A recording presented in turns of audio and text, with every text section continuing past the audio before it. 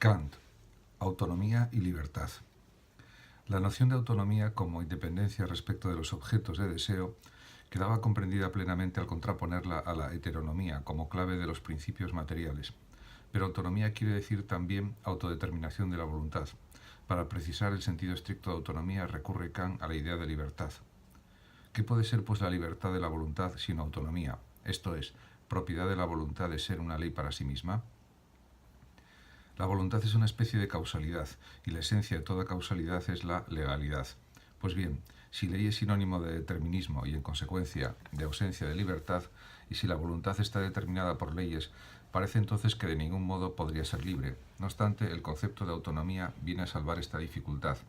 Ya se definió este concepto como la capacidad que tiene la voluntad de obrar al margen de los estímulos de la sensibilidad y de producir objetos sin que una causa externa le impulse a ello. Pero he aquí precisamente la definición de libertad trascendental expresada en la tercera antinomia. Por tanto, la autonomía se identifica así con esa libertad trascendental, gracias a lo cual comprobamos que junto a la causalidad-necesidad propia de la naturaleza es posible pensar otro tipo de causalidad, la causalidad por libertad, exclusiva de la voluntad de los seres razonables. Así pues, la libertad de la voluntad no significa ausencia de toda ley, sino que muy al contrario debe entenderse como la sujeción de la voluntad a su propia ley, a la que ella se dicta a sí misma.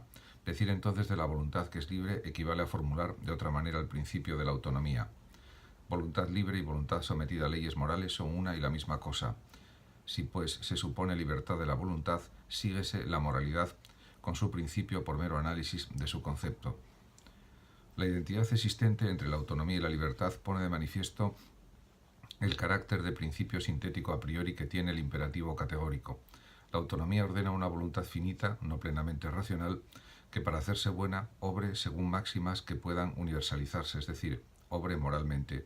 Dicho principio es sintético porque el concepto de buena voluntad de una voluntad finita no implica necesariamente que tal voluntad haya de constituir o haya de consistir precisamente en obrar según máximas universalizables.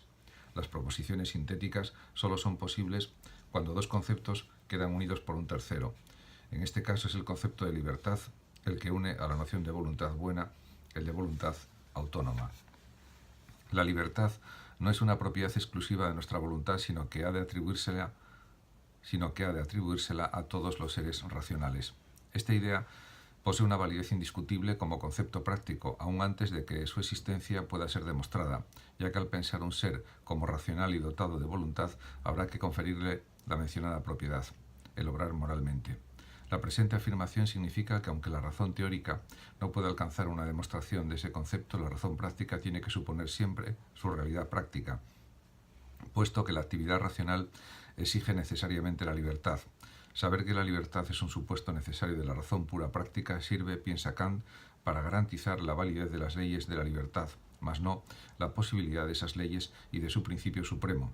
Es decir, no es suficiente para contestar la pregunta acerca de la necesidad de su obligatoriedad, expresada en los siguientes términos. ¿Por qué la ley moral obliga? Escribe Kant. Parece pues como si en la idea de libertad supusiéramos propiamente la ley moral, a saber, el principio mismo de la autonomía de la voluntad, sin poder demostrar por sí misma su realidad, y entonces habríamos sin duda ganado algo importante por haber determinado al menos el principio legítimo con más precisión de lo que suele acontecer. Pero en cambio, por lo que toca a su validez y a la necesidad práctica de someterse a él, no habríamos avanzado un paso. Fundamentación de la metafísica de las costumbres, página 116.